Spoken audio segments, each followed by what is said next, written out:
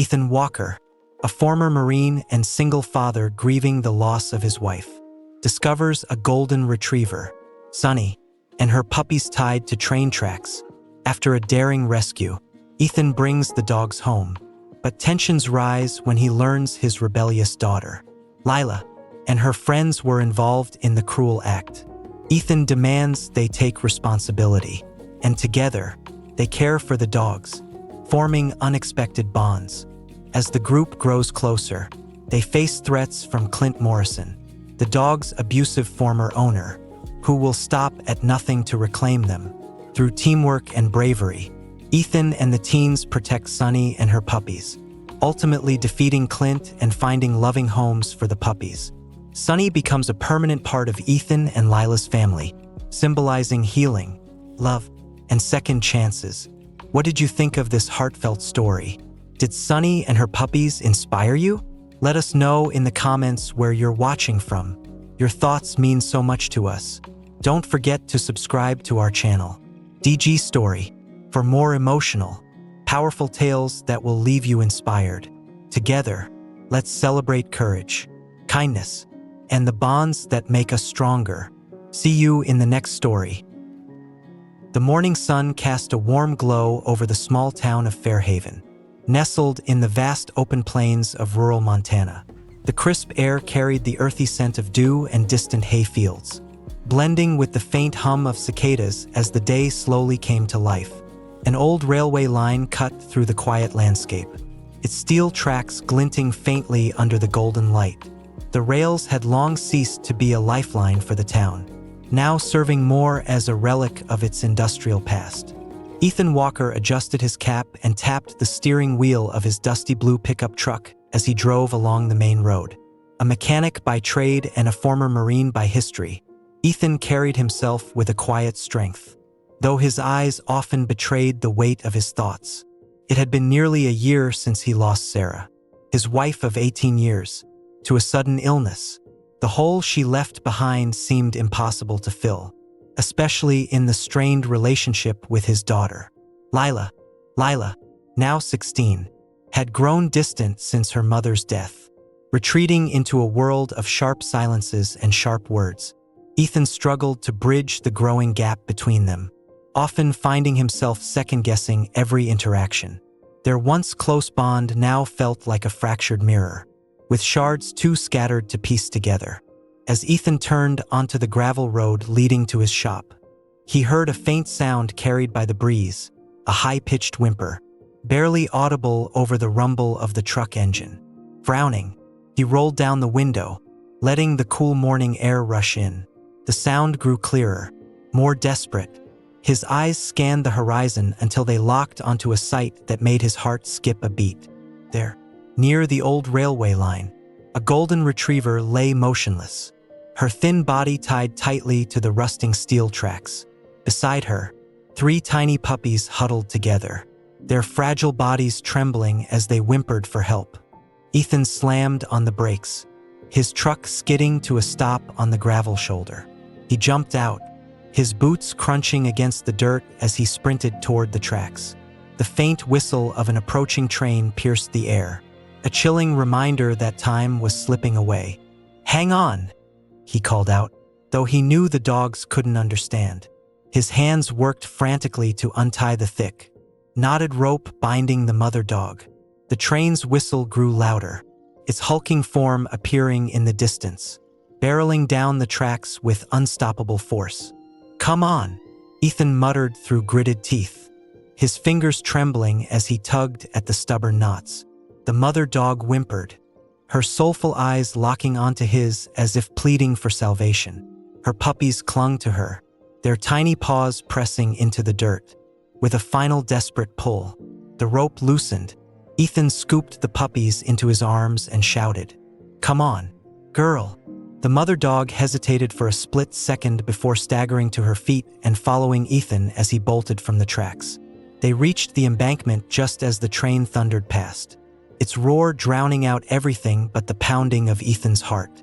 He collapsed onto the grass, clutching the puppies tightly as the mother dog nudged his arm with a grateful whimper. The train's deafening roar faded into the distance, leaving behind an eerie stillness. Ethan lay sprawled on the grass, his chest heaving with every breath. The puppies squirmed in his arms, their tiny cries softening now that they were safe. The golden retriever collapsed beside him, her emaciated frame trembling but alive.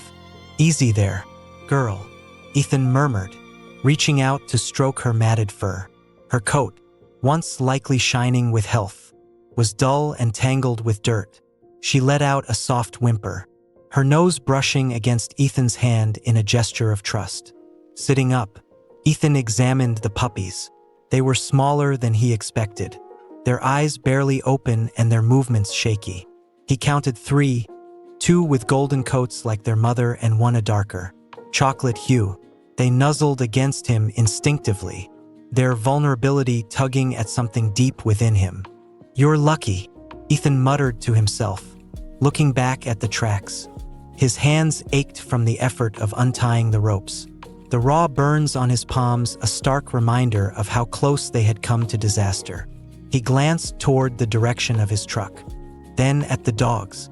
There was no way he could leave them here, not after this.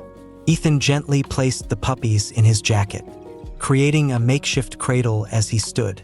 The mother dog tried to rise but stumbled, her legs too weak to hold her weight. "All right, girl," Ethan said softly, bending down to lift her into his arms. She was light, far too light for her size, and her body shook with every breath. As he carried them back to his truck, Ethan's mind raced. Who would do something so cruel? Tying a defenseless dog and her pups to train tracks wasn't just heartless. It was downright evil. The thought sent a wave of anger coursing through him, but it was quickly replaced by determination. Ethan opened the passenger door and carefully placed the dogs onto the worn seat. The mother dog laid her head on the edge of the seat, watching him with tired, trusting eyes as her puppies nestled against her side. Ethan grabbed an old blanket from the back of the truck, covering them to keep them warm. The drive home was quiet, save for the soft whimpers of the puppies and the occasional sigh from the mother dog. Ethan's mind wandered to Lila. He knew she wouldn't be thrilled about this sudden addition to their household. Lately, every decision he made seemed to drive her further away. As he pulled into the driveway, Ethan took a deep breath. His modest home, a single-story house with a sagging porch and overgrown yard, seemed unusually silent. He parked the truck and gently carried the dogs inside. Placing them on a soft towel he laid out on the kitchen floor. The mother dog closed her eyes, exhausted but safe, while the puppies clung to her warmth. Ethan knelt beside them, his hand resting lightly on her head. "You're safe now," he whispered. At that moment, the front door opened. Lila stepped in, earbuds dangling around her neck, her expression shifting from indifference to surprise as her eyes landed on the scene before her. "Dad," she said, her tone sharp with disbelief. "What is this?" Ethan looked up at Lila, her eyes narrowing as she took in the sight of the battered golden retriever and her puppies sprawled on the kitchen floor. He could already feel the tension brewing, the sharp words waiting to spill from her lips. "Who are they?" she demanded, dropping her bag onto the chair. Ethan stood, brushing off his hands. "Found them on the tracks this morning. Someone tied them up. I couldn't just leave them there." Lila crossed her arms, her voice edged with annoyance. "And now they're here? What, are we running a rescue shelter now?" Ethan sighed, trying to keep his voice steady. "They needed help. Lila, look at them." He gestured to the mother dog, who barely lifted her head before laying it back down, her body trembling with exhaustion. The puppies let out faint whimpers as they burrowed into the blanket. Lila's expression softened briefly, but she quickly masked it with a scowl. "Whatever, just don't expect me to help with any of this." "I wasn't planning to," Ethan replied evenly, "but I'd appreciate it if you showed a little compassion." Lila rolled her eyes and headed for the stairs. "Compassion doesn't exactly pay the bills, does it?" she muttered under her breath, loud enough for Ethan to hear. The words stung more than he cared to admit.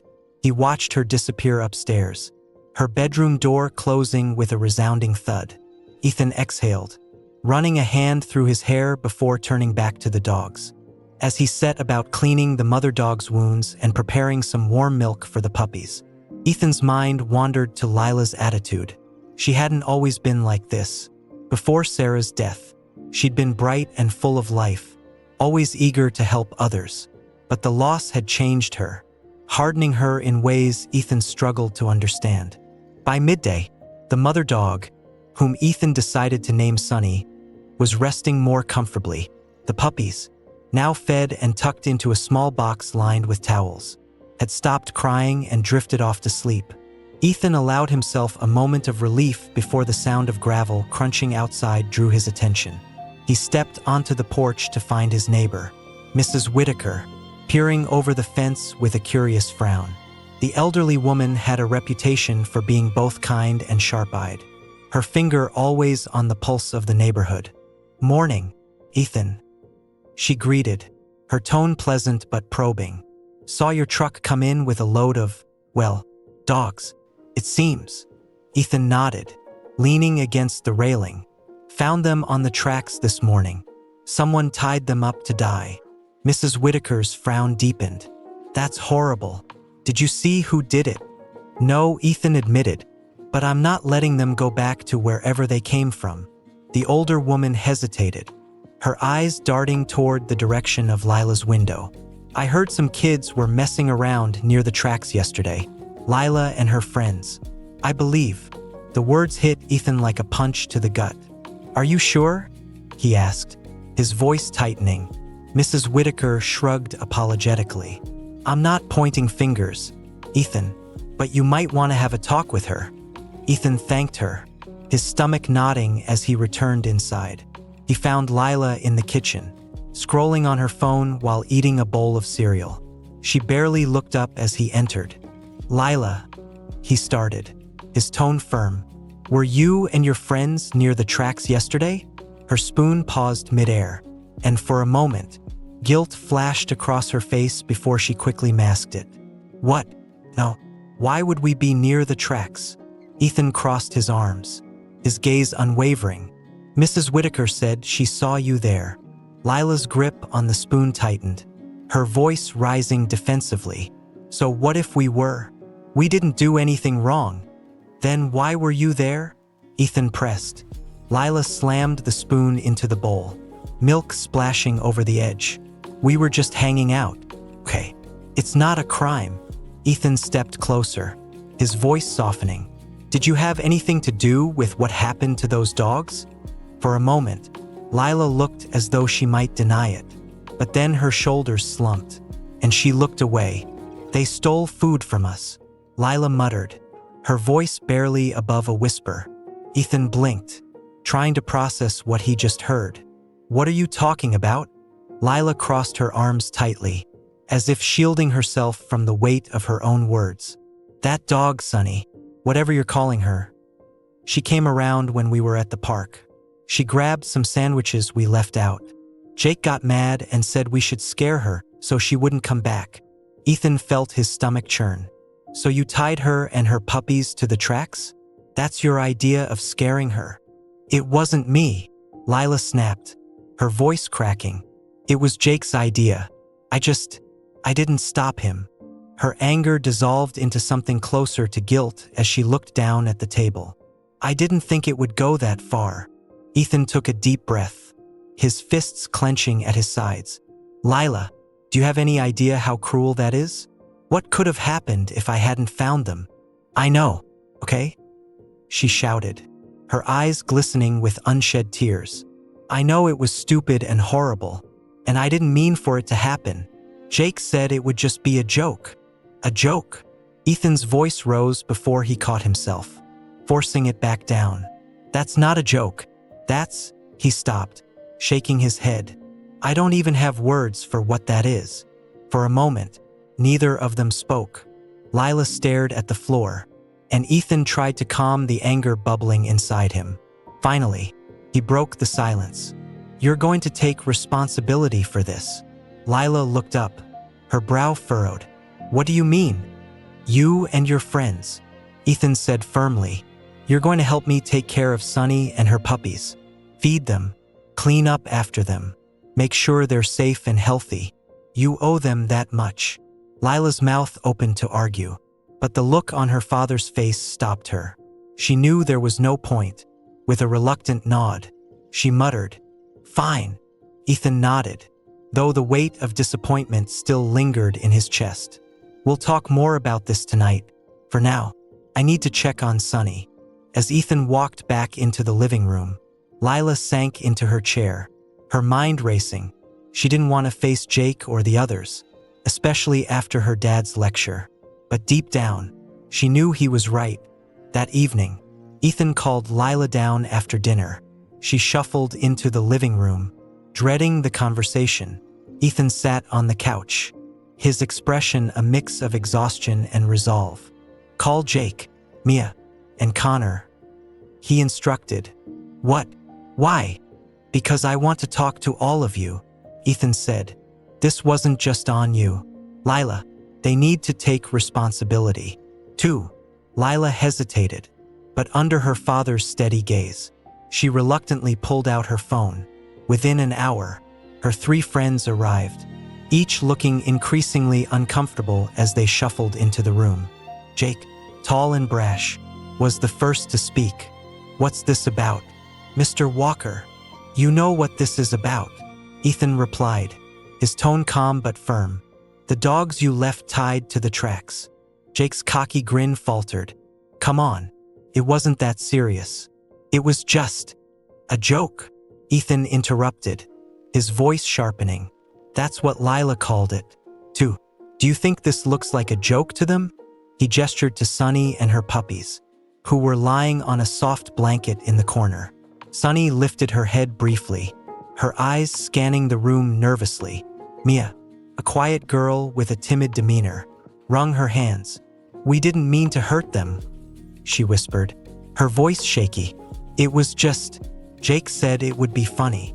And you went along with it, Ethan said, his eyes sweeping across the group.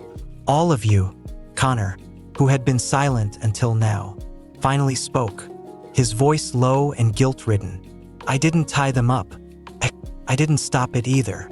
Ethan nodded slowly, his expression heavy. None of you stopped it, and because of that, you're all responsible. Jake scoffed, crossing his arms. What do you want us to do? Apologize to a dog? No, Ethan replied, his tone steady. I want you to show them you're sorry. Starting tomorrow, you're going to help Lila take care of them, every day, until they're healthy and safe enough to find homes. Jake opened his mouth to argue, but Ethan cut him off. That's not a request. It's what's going to happen. Or I'll be having another conversation. This time with your parents. The next morning, the tension in the house was palpable. Ethan had laid out tasks for the teens, who reluctantly gathered in the backyard. Sunny rested in the shade of a tree, her puppies curled up beside her, oblivious to the discomfort radiating from the group. All right, Ethan began, crossing his arms as he addressed the teenagers. Here's how this is going to work. You'll split the responsibilities: feeding, cleaning, walking, and helping with any care they need. And I'll be watching to make sure you do it right. Jake leaned against the fence, a smirk playing on his lips. Great, a dog babysitting gig. Just what I needed. Ethan shot him a sharp look. This isn't about what you need, Jake. It's about what they need, and what they deserve after what you did. Mia knelt beside Sunny, her hands hesitantly brushing the golden retriever's fur. She's so thin, she murmured, her voice barely audible. I didn't realize how bad it was. Sunny flinched slightly at Mia's touch but then relaxed, her tail giving a faint wag. Ethan softened as he watched. She's trusting you. Don't let her down. Connor stood apart from the group, his hands shoved deep into his hoodie pockets. His eyes, however, kept drifting toward the smallest puppy, a fragile bundle with floppy ears and a patch of white on its nose. The puppy, whom Lila had started calling Scout, was noticeably weaker than its siblings and struggled to keep up when they played. Connor, Ethan said, drawing the boy's attention. "You're on feeding duty today. Scout will need extra care. Think you're up for it?" Connor hesitated, his gaze flickering to Jake, who rolled his eyes. "Sure," he muttered finally. Ethan handed him a small bottle of milk and nodded toward the puppies. Connor knelt awkwardly, his movements stiff, but Scout nuzzled against his hand, seemingly unaware of the boy's unease. A faint smile tugged at Connor's lips as he gently fed the tiny dog. As the first week of dog duty wore on, the teen's initial reluctance began to shift, though not without its challenges. Jake remained the most resistant, often cracking jokes or grumbling under his breath. But even he couldn't hide his amusement when one of the puppies, now more energetic, clumsily pounced on his shoelaces, tugging with all its might. "Looks like you've got a fan," Lila teased, surprising herself by joining in the banter. Jake shrugged, trying to play it cool. "Yeah, well, I guess he's got good taste." He crouched down, tying an old rope into a makeshift toy and tossing it for the pup. The little dog barked excitedly, chasing after it with enthusiasm. Meanwhile, Mia grew increasingly attached to Sunny, spending hours brushing her fur and talking softly to her. The once matted coat began to regain its golden shine, and Sunny's tail wagged more often, her cautious demeanor gradually giving way to trust. "I think she likes you," Ethan commented one afternoon as Mia sat with Sunny in the shade. Mia smiled shyly, her hands still working through the dog's fur. "She's amazing. I don't understand how anyone could hurt her." Her voice caught slightly, and Ethan placed a reassuring hand on her shoulder. Lila, too, found herself drawn to the dogs, particularly Sunny. The golden retriever seemed to sense her unspoken emotions, often resting her head on Lila's lap during quiet moments.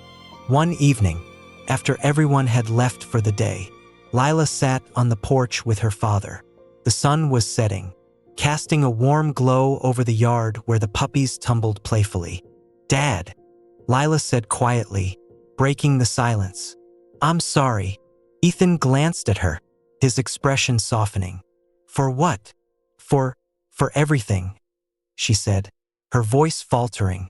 "For going along with Jake, for not stopping him, for being so—" She hesitated, searching for the right word. "So awful to you since Mom." Ethan reached over, resting a hand on her shoulder. "Lila, I'm not perfect either. I've made mistakes, too. But I'm proud of you for owning up to this."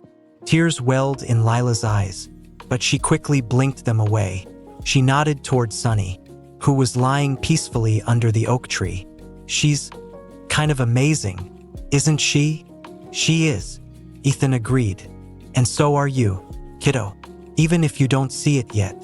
The next day, Ethan noticed a subtle change in the group. Jake, while still loud and sarcastic, started arriving earlier and staying later. Mia's confidence grew as she became more comfortable caring for Sunny, and Connor, once hesitant, had become inseparable from Scout. Even Lila began to step into a leadership role, organizing the chores and ensuring the puppies were fed and played with.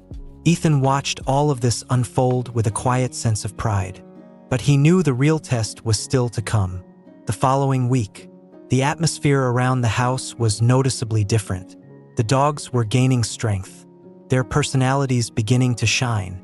Sunny, who had once flinched at every sound, now wagged her tail more confidently. The puppies, no longer weak and frail, chased each other around the backyard, their tiny barks filling the air with a playful energy that was hard to resist.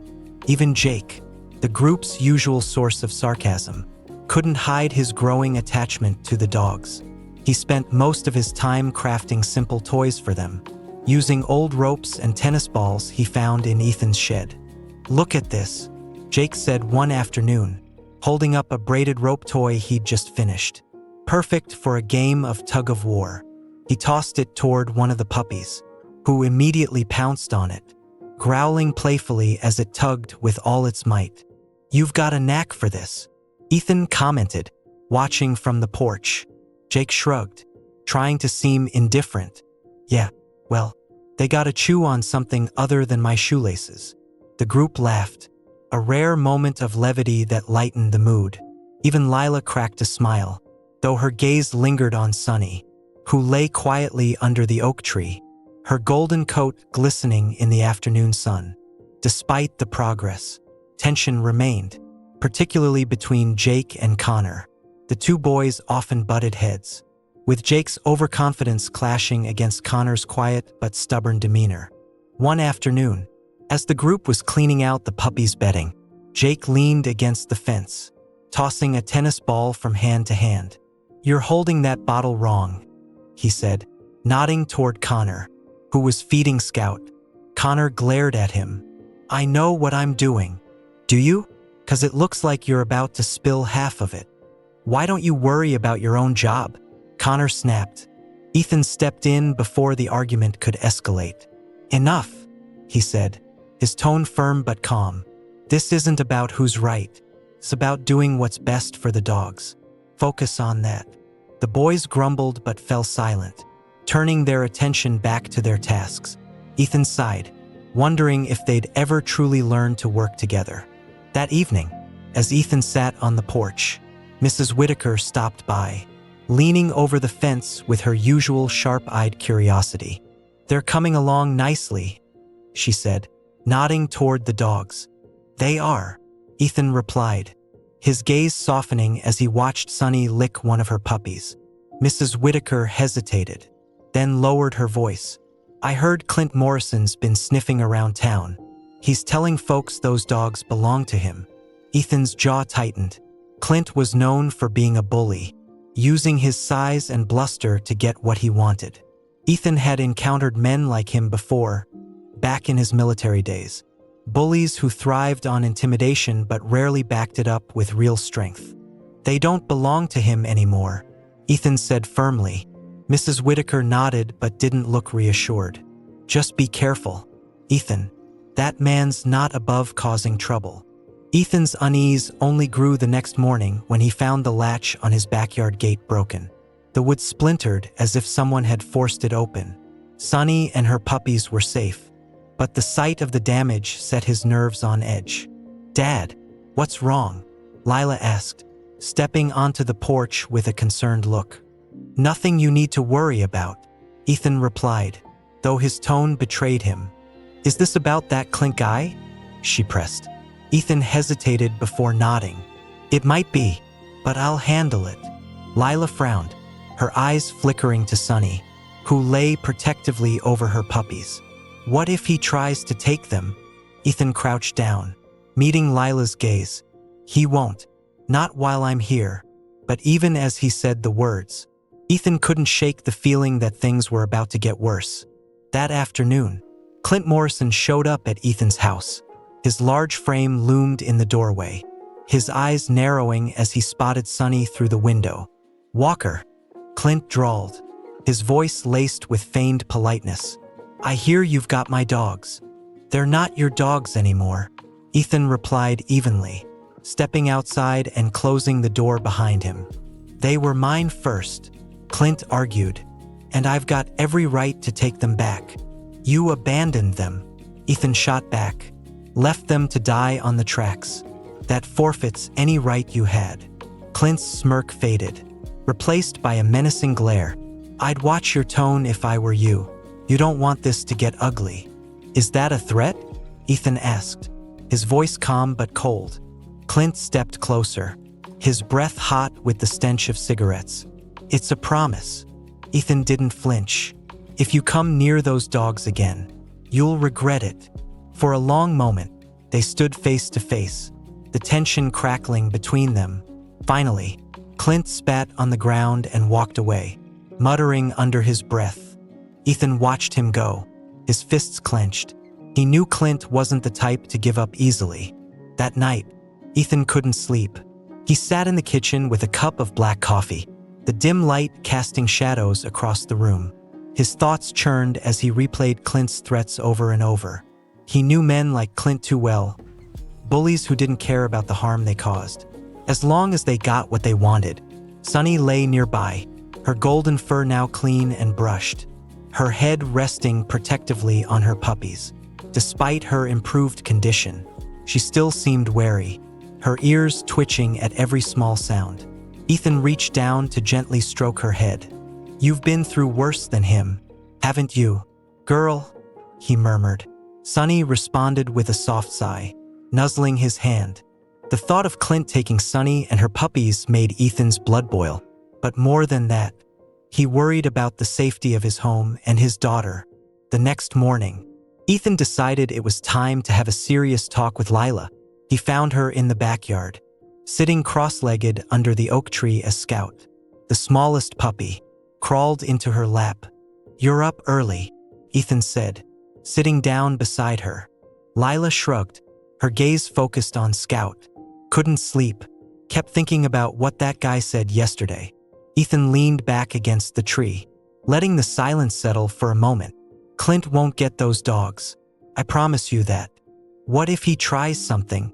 Lila asked, her voice tinged with worry. "Then we'll deal with it," Ethan said firmly. "But we're not alone in this. The community is on our side. People like Clint only have power if we let them intimidate us." Lila nodded slowly, her fingers running through Scout's soft fur.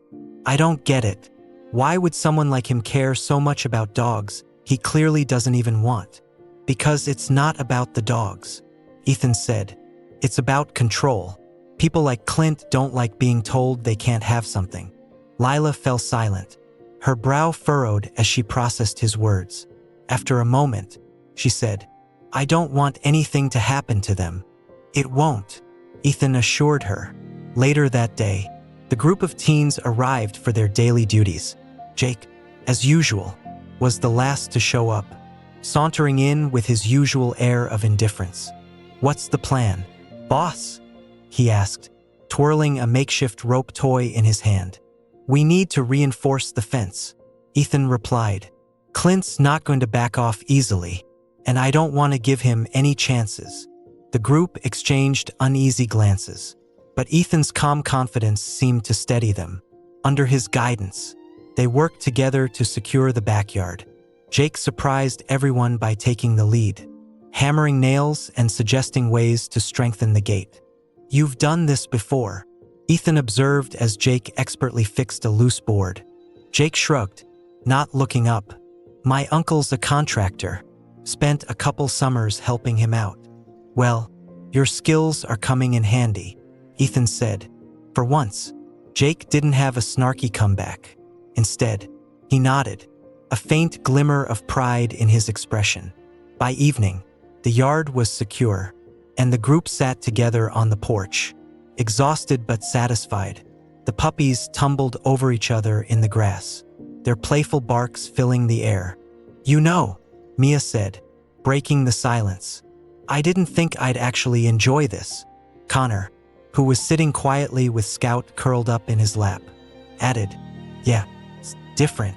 Taking care of them. Feels good." Jake rolled his eyes but didn't argue.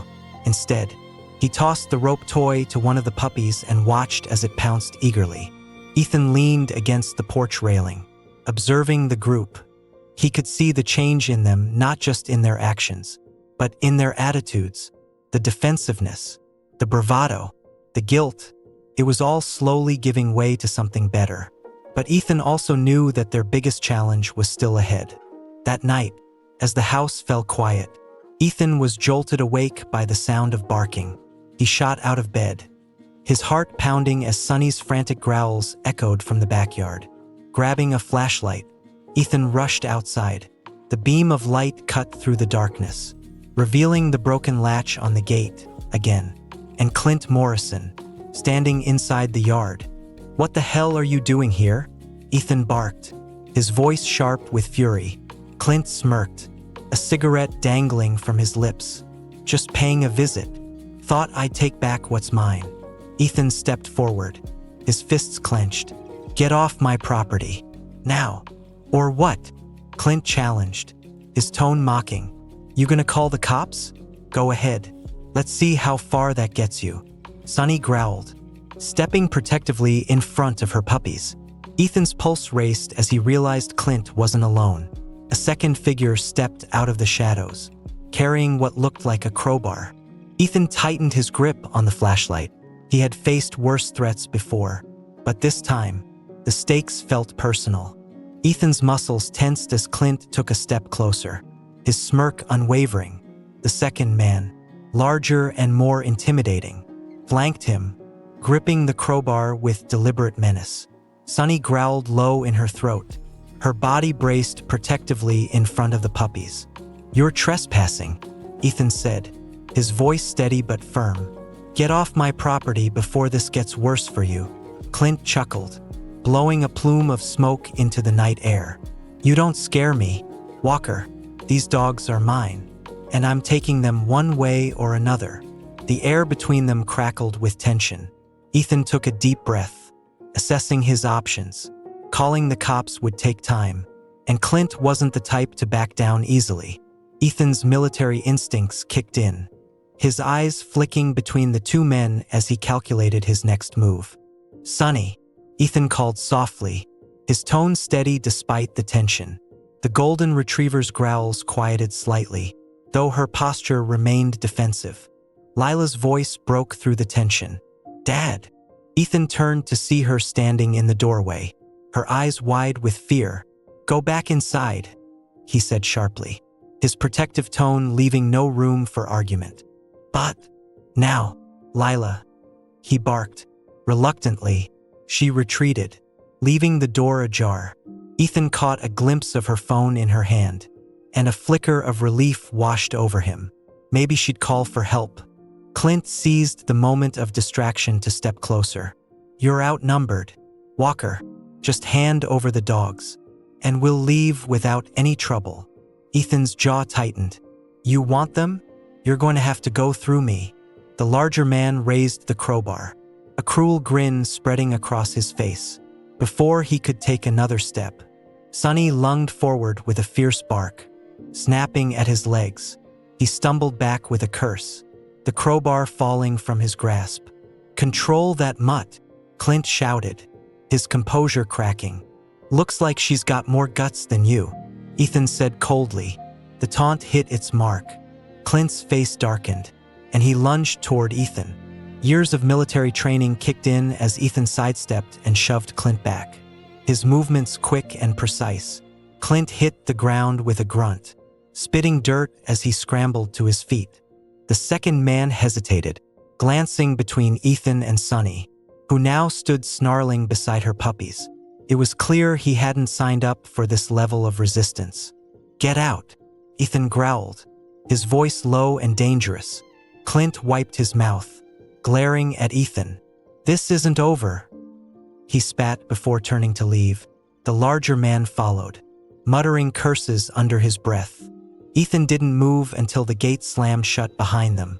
Only then did he let out a shaky breath, the adrenaline slowly ebbing from his veins. Back inside, Lila stood waiting, her phone clutched tightly in her hand. "Dad, I called the police. They're on their way." Ethan nodded, exhaustion washing over him. "Good, but knowing Clint, he'll find another way to cause trouble." "What do we do now?" Lila asked, her voice trembling. Ethan glanced toward the sleeping puppies and Sonny, who had settled down but kept her eyes on the door. "We keep them safe, no matter what." The police arrived shortly after, their cruisers flashing lights casting eerie shadows across the yard. Ethan explained the situation, detailing Clint's attempted break-in and his claim over the dogs. Officer Ramirez, a stern but fair woman in her 40s, listened carefully, her notepad filling with Ethan's account. "Do you have proof that the dogs belong to you?" she asked. "They don't belong to me," Ethan admitted. "I found them tied to the tracks. Clint claims they're his, but he abandoned them. If I hadn't been there, they'd be dead." Ramirez frowned, glancing at Sonny and the puppies, who were huddled together on the porch. Animal abandonment is a serious offense. If he left them in that condition, he's forfeited any right to them. "Will you arrest him?" Lila asked, stepping forward. "We'll investigate," Ramirez replied, "but without physical evidence tying him to the tracks. It's tricky. All I can do right now is file a report and warn him to stay away from your property." "That's not going to stop him," Ethan said, his frustration evident. Ramirez nodded, her expression grim. "I'll keep an eye on him, but you should be cautious. Men like Clint don't back down easily." As the officers drove away, Ethan turned to Lila, his jaw set. "We can't rely on the law to protect us. We need to be prepared." The next morning, Ethan gathered the teens in the backyard. Tension hung heavy in the air as they sensed the seriousness in his demeanor. "Clint isn't done," Ethan began, his voice firm. "Last night proved that. He's gonna try again. And we need to make sure Sonny and the puppies are safe." Jake crossed his arms, his usual bravado replaced by unease. "What do you want us to do? Build a fortress?" "Not quite," Ethan replied, his lips twitching into a brief smile. "But we are going to reinforce the yard and make sure the dogs are never left alone." He assigned tasks. Jake and Connor would focus on strengthening the fence. Mia would create a safe enclosure for the puppies. And Lila would help Ethan set up a motion-activated alarm system around the perimeter. The teens worked tirelessly throughout the day, their earlier reluctance replaced by a sense of purpose. Jake, who had always seemed the least invested, surprised everyone with his initiative. "Try this," he said, showing Connor how to brace the fence posts for extra support.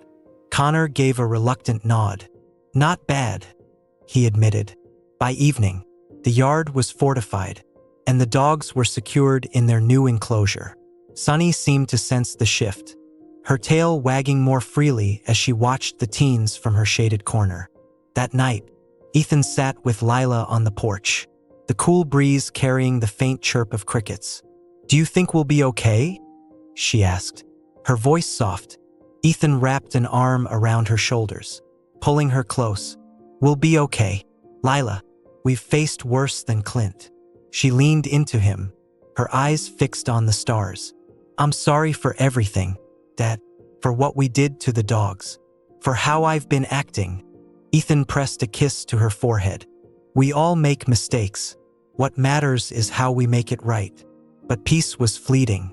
The next morning, Connor arrived earlier than usual, his face pale. "Sonny's gone," he blurted, breathless. "What?"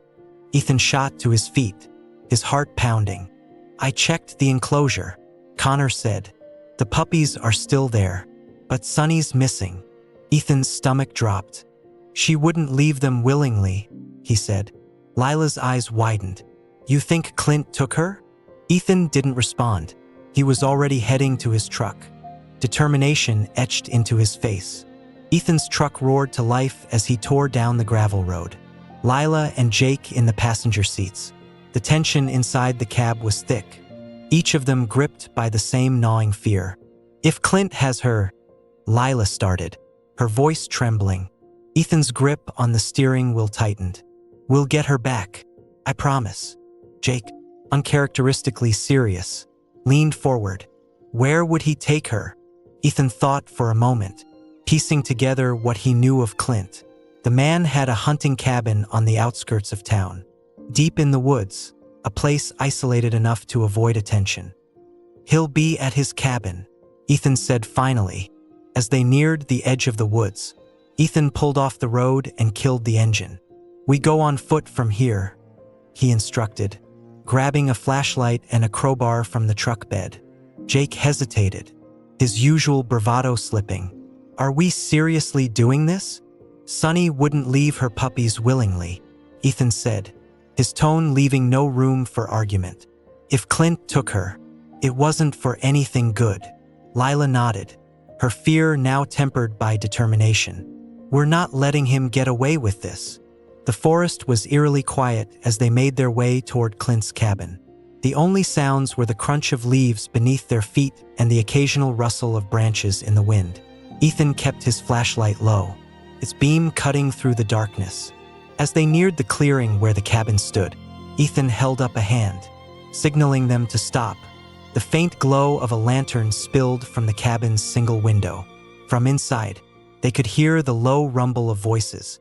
Ethan crouched behind a fallen log, motioning for Lila and Jake to do the same. "Stay here," he whispered. "What? No way," Lila protested.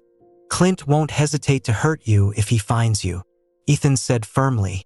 "Stay put and be ready to call for help if anything goes wrong." Reluctantly, Lila and Jake nodded. Ethan crept closer to the cabin, his heart pounding. As he neared the window, he peered inside.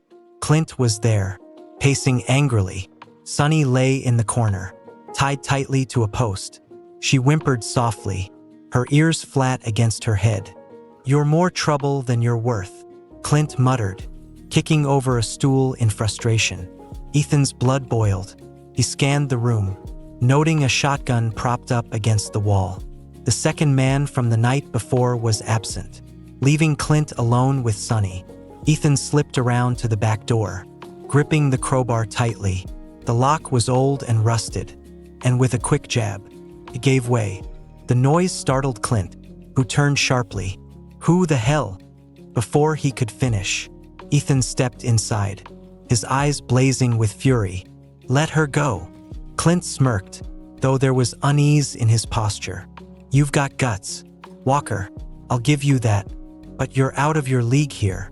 Ethan didn't flinch. "You don't scare me, Clint. Let her go, or this ends badly for you."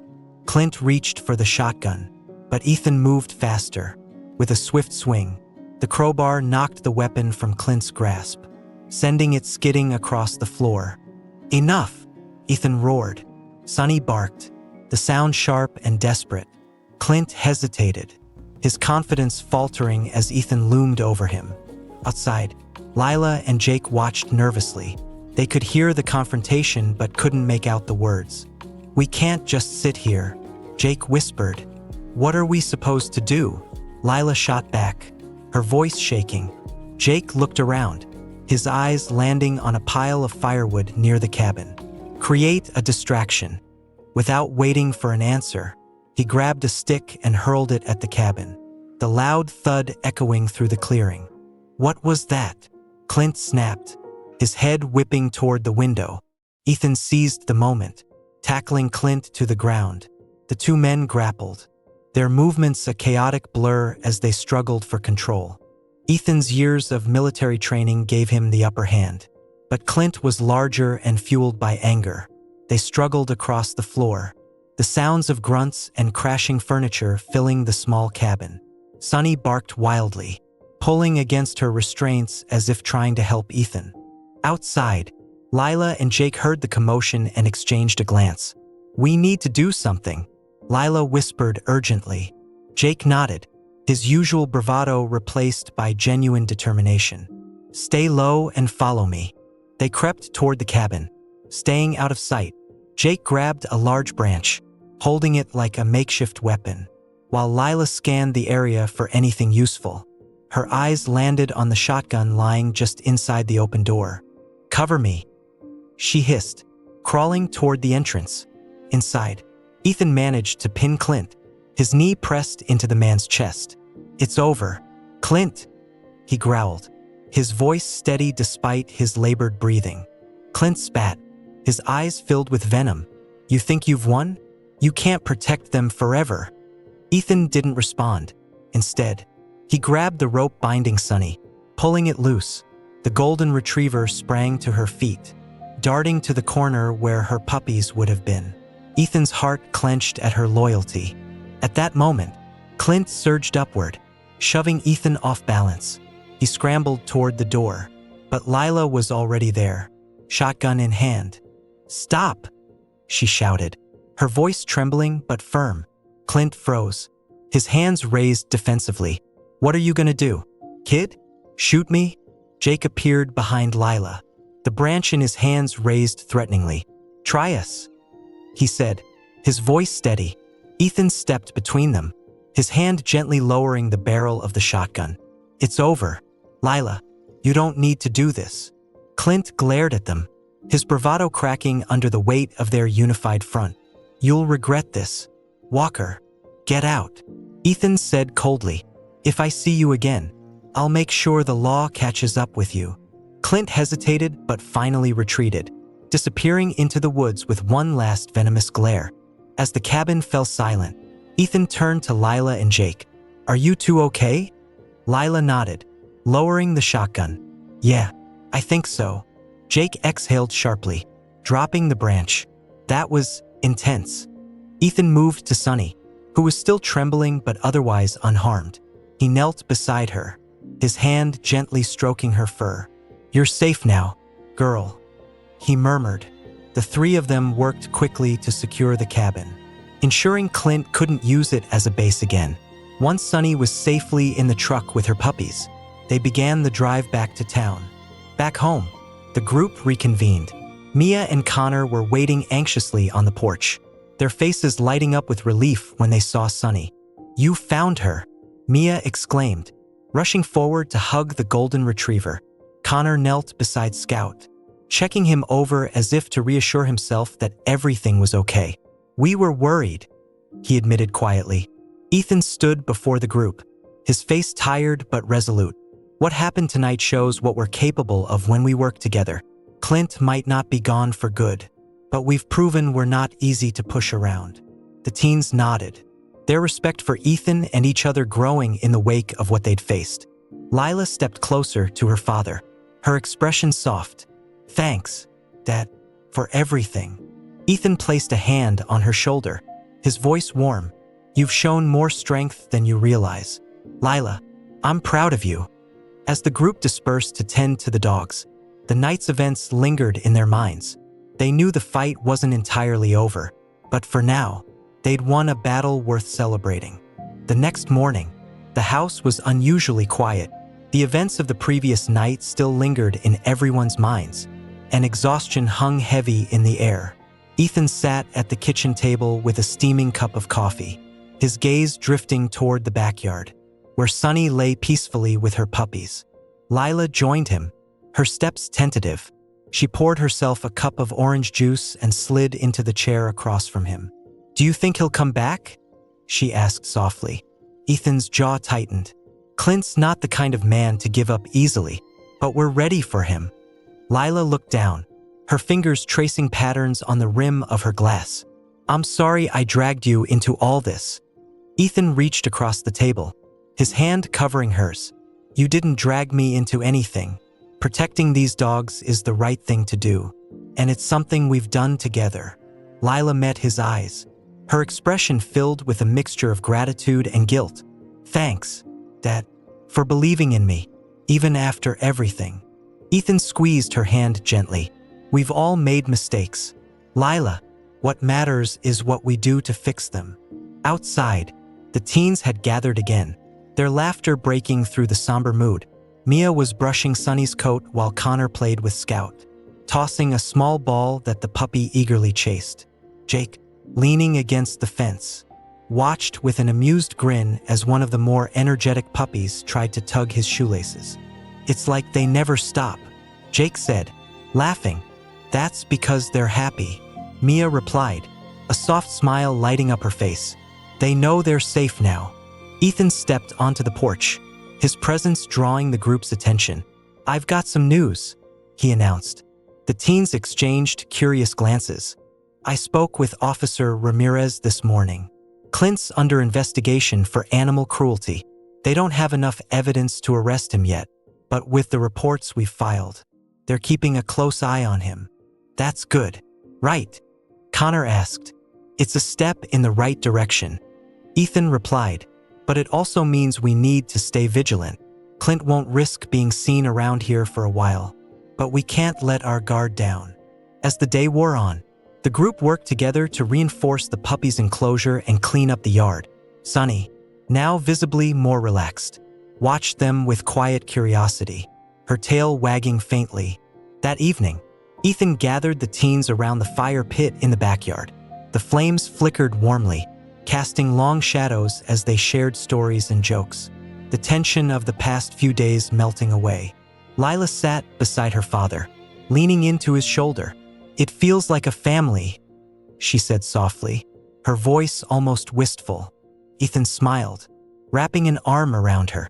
"In a way, it is. and families take care of each other. As the night deepened, the group began to disperse, each teen saying goodbye to Sunny and the puppies before heading home. Lila lingered, her hand resting gently on Sunny's head. "Good night, girl," she whispered. Ethan watched her, his heart swelling with pride.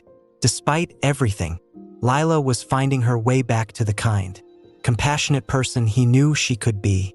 The following week brought a sense of calm to the Walker household. Sunny and her puppies continued to thrive, their playful energy filling the air with joy. The teens became a regular part of the routine, arriving every day to help care for the dogs. Their bonds with each other and with the animals deepened with every passing moment. But Ethan's vigilance never wavered. He knew Clint was still out there, waiting for an opportunity to strike. The thought gnawed at him, especially during the quiet hours of the night when the world seemed still. Yet danger felt imminent. One afternoon, while the group was in the backyard playing with the puppies, Officer Ramirez arrived unexpectedly. She stepped out of her cruiser, her expression serious. "Mr. Walker," she called, her voice carrying an edge of urgency. Ethan approached, his stomach tightening. "What's going on?" "We've received reports that Clint has been seen in the area," Ramirez said. "He's been asking questions, trying to figure out when you're not home." Ethan's jaw clenched. "What's being done about it?" "We're keeping a close watch, but until he makes another move, there's only so much we can do," she admitted. "I just wanted to warn you. Be careful." Ethan nodded, his mind racing. "Thanks for the heads up." As Ramirez drove away, Ethan turned back to the group. The teens had overheard the conversation, their faces a mix of concern and determination. "What do we do now?" Lila asked, stepping closer to her father. "We stick to the plan," Ethan said firmly. "We keep the dogs safe, and we don't let Clint intimidate us." Jake, who had grown more serious over the past week, spoke up. "Maybe we can do more than just sit around waiting for him to show up." "What are you thinking?" Ethan asked, intrigued by the boy's unexpected confidence. Jake glanced at the others before replying. "We could set up cameras, hidden ones. If Clint tries anything, we'll have proof." "That's actually a good idea," Ethan said, impressed. "Do you think you can help set it up?" Jake grinned, his usual bravado returning. "Are you kidding? I'm great with tech. Leave it to me." The next day, Jake arrived early, carrying a small bag of equipment. With Ethan's help, he installed several small cameras around the property, each one discreetly hidden in strategic spots. By the afternoon, the system was fully operational, with a live feed connected to Ethan's phone. "That should do it," Jake said, stepping back to admire his handiwork. "Good work," Ethan replied. "Let's hope we don't have to use it." That evening, as the group gathered around the fire pit again, there was a sense of quiet anticipation in the air. The cameras were in place, the yard was fortified, and everyone had a role to play, but the looming threat of Clint's return kept them on edge. Ethan stood and addressed the group, his voice steady but firm. "Whatever happens, we stick together. Clint might think he can intimidate us, but he's wrong. We're stronger than he realizes." The teens nodded, their resolve clear. Even Lila, who had once been hesitant and unsure, now stood tall beside her father. As the fire crackled and the stars lit up the night sky, Ethan felt a flicker of hope. They were ready for whatever came next. 2 nights later, the peace was shattered. The motion-activated alarm Ethan had installed blared through the quiet house, jolting him awake. He grabbed his phone, pulling up the live feed from the cameras. There he was, Clint Morrison, lurking near the backyard gate, a bolt cutter in hand, his face twisted into a smirk as he cut through the reinforced latch. His movements deliberate and silent. Ethan moved quickly. He grabbed a flashlight and the crowbar he kept by the door, his heart pounding but his mind steady. Before he stepped outside, he stopped by Lila's room and shook her awake. "Stay inside," he whispered, his tone leaving no room for argument. "Call Officer Ramirez and lock the doors." "Dad," Lila began, fear flickering in her eyes. Do it now. Lila. Ethan insisted. Lila nodded, fumbling for her phone as Ethan slipped out the back door. The yard was bathed in moonlight, and Clint was already inside, heading towards Sunny's enclosure. The golden retriever barked fiercely, standing in front of her puppies as Clint approached. Easy there, girl. Clint sneered, holding out a hand as if to calm her. It's time you came home. Not tonight. Ethan called out, his voice cutting through the stillness. Clint spun around, startled for a moment before recovering. His smirk returned, but there was an edge of nervousness in his eyes. You just don't know when to quit, do you? Walker. Ethan stepped closer, the crowbar in his hand gleaming under the moonlight. The same could be said for you. Clint glanced around, realizing the cameras were likely capturing every move he made. You're playing a dangerous game, he growled. So are you. Ethan shot back. But it ends here. Clint lunged, his hand reaching for Ethan's weapon. But Ethan was ready. He sidestepped, swinging the crowbar in a wide arc that forced Clint to back off. Behind him, Sunny barked louder, her protective instincts on full display. The sound seemed to unnerve Clint, who hesitated just long enough for Ethan to close the gap. I don't want to hurt you, Ethan warned, but I will if you don't leave. Clint snarled, his bravado slipping further. This isn't over, Walker. He spat, retreating toward the gate. You're right about that, Ethan said, because now I've got you on camera breaking in and threatening my family. The police will handle the rest. Clint froze, his face paling as the weight of Ethan's words sank in. With a final glare, he slipped through the broken gate and disappeared into the darkness. By the time Officer Ramirez arrived, Ethan had already reviewed the footage and secured the yard. Lila, Jake, and the rest of the group gathered in the kitchen, their faces a mixture of fear and relief. Ramirez watched the footage on Ethan's phone, her jaw tightening. This is exactly what we needed. With this evidence, we can arrest him. What if he comes back? Lila asked, her voice shaking. He won't, Ramirez said firmly. Not after this. He knows we'll be watching. The next morning, as the sun rose over the yard, there was a sense of calm that hadn't been there in weeks. Sunny and her puppies played in the grass, their barks filled with pure joy. Ethan sat on the porch with Lila, his arm around her shoulders. We did it, he said softly. Lila smiled, resting her head against him. Yeah, we did. The days that followed brought a sense of closure. Officer Ramirez confirmed Clint's arrest, and Ethan's footage was instrumental in ensuring that the charges of trespassing, animal cruelty, and attempted theft stuck. Clint would be facing a long legal battle, and it was unlikely he'd return to Fairhaven anytime soon. For the first time in weeks, Ethan and Lila could breathe freely. The tension that had hung over the household began to lift, replaced by an atmosphere of quiet healing.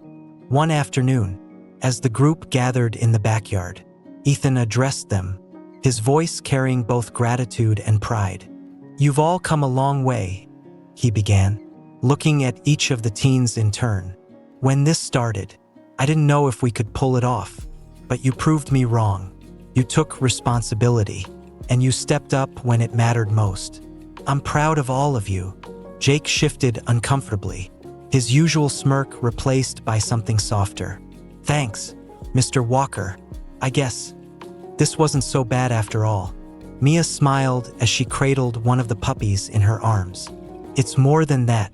We did something good, something that matters. Connor, who had grown especially attached to Scout, looked up. So, what happens to them now? Ethan smiled, his gaze shifting to the puppies tumbling in the grass. That's up to all of you. I think they've found their families already.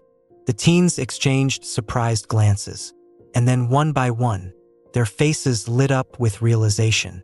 Are you serious? Lila asked, her voice tinged with excitement. I am, Ethan said. You've earned it, and these pups deserve homes where they'll be loved. Jake knelt down, scooping up the most energetic puppy. Guess I'm stuck with you. Ha, buddy, he said, his voice teasing but warm. Mia chose the calmest of the litter, her hands gentle as she hugged the little dog close. "I think we're going to get along just fine," she whispered. Connor, who had been silently hoping for this moment, grinned as Scout clambered into his lap. "Looks like you're stuck with me," he said softly. Lila turned to Ethan. "What about Sunny?" "She's staying," Ethan replied, his tone resolute. "This is her home now." Sunny, as if understanding, padded over to Ethan and rested her head on his knee. Her tail wagged gently, a picture of quiet contentment. That evening, the teens said their goodbyes, each carrying their new companions home with promises to visit often. The house felt quieter without the chaos of the full litter, but it was a peaceful quiet. Lila sat beside Ethan on the porch, watching the sunset paint the sky in hues of orange and pink. Sunny lay at their feet, her puppies safe and loved in their new homes. "Do you think Mom would have liked this?" Lila asked softly. Ethan smiled, his arm around her shoulders. "She would have loved it. She always believed in second chances. For people, for animals, for everyone." Lila nodded, her heart full. I get that now." As the first stars appeared in the night sky, Ethan felt a deep sense of peace. They had faced fear, hardship, and doubt, but together, they had built something stronger, a family. And for the first time in a long while, the future felt bright. The weeks that followed brought a new rhythm to the Walker household. Life, once filled with uncertainty and tension, now flowed with a calm, purposeful energy. Sunny had fully settled into her role as the heart of the family, her gentle presence filling every corner of the home. The puppies, now thriving in their new homes, were regular visitors. Jake, Mia, and Connor often stopped by, their bonds with Ethan, Lila, and Sunny deepening with each visit. The teens had grown from the experience, not just in their care for the dogs, but in their understanding of responsibility, compassion, and teamwork. One crisp autumn afternoon, Lila found herself sitting under the old oak tree, a journal resting on her lap. It wasn't hers, it was her mother's, rediscovered during a moment of cleaning weeks before. The worn leather cover felt warm in her hands, the pages filled with Sarah's neat handwriting. She flipped to a page that caught her attention, the words drawing her in. "Kindness is a choice. It's not always easy, but it's always worth it. When we choose to care for those who can't care for themselves, be it people or animals, we make the world a little brighter." Lila smiled, the words resonating deeply. She had spent so much time feeling lost, angry, and disconnected after her mother's death. But now, surrounded by Sunny, her father, and a newfound sense of purpose, she felt closer to her mother than ever. In the backyard, Ethan was busy repairing the fence, the crisp air carrying the scent of fallen leaves. Sunny padded over to him, her tail wagging as she dropped a stick at his feet. "You want to play fetch?" "Ha!" Ethan asked with a chuckle. He tossed the stick, watching as Sunny bolted after it with the enthusiasm of a dog half her age. Lila joined him, tucking the journal under her arm. "She's gotten fast," she said, watching Sunny dart across the yard. "She's happy," Ethan replied. "That makes all the difference." Lila nodded, then hesitated. "Dad, do you think Mom would be proud of me? Of everything we've done?" Ethan set down his tools and turned to her, his expression soft. "Lila, your mom would be more than proud. She'd be overjoyed. You've come so far, and I know she'd see that." Lila smiled, her eyes glistening. "Thanks, Dad, for everything." Ethan wrapped an arm around her shoulders, pulling her close. "We've done this together, and I'm proud of you too." That evening, as the sun dipped below the horizon, the group gathered in the backyard one last time. Jake, Mia, and Connor arrived with their puppies, each dog bounding excitedly across the grass to greet Sunny. The fire pit crackled warmly as they shared stories, laughter, and quiet moments of reflection. Jake talked about how his puppy, Rocket, had given him a reason to get out of bed earlier and take on more responsibility. Mia shared how Bella had become her constant companion, a source of comfort and joy. Connor, shy as ever, simply smiled as Scout curled up in his lap, content and at peace. Ethan watched them all, his heart swelling with pride. These kids had faced their mistakes, taken responsibility, and grown into better versions of themselves. And in doing so, they had helped create something beautiful, a community bound by love, trust, and second chances. As the evening wound down, Ethan stood and raised his mug of cider. "To Sunny and her puppies," he said, his voice steady and full of emotion, "for bringing us all together and reminding us of what really matters." "To Sunny," the group echoed, their voices ringing out in unison.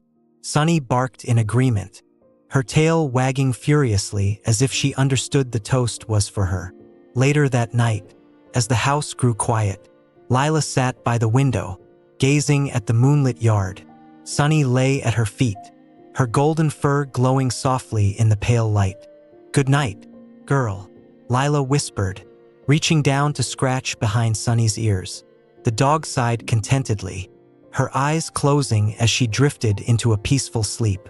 Lila leaned back in her chair, a sense of calm washing over her.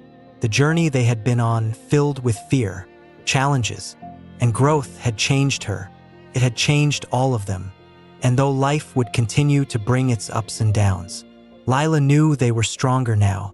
Together, they could face anything. In the days and weeks that followed, the Walker household became a hub of activity and joy. Sunny's story had spread throughout the town, inspiring others to consider adoption and treat animals with kindness.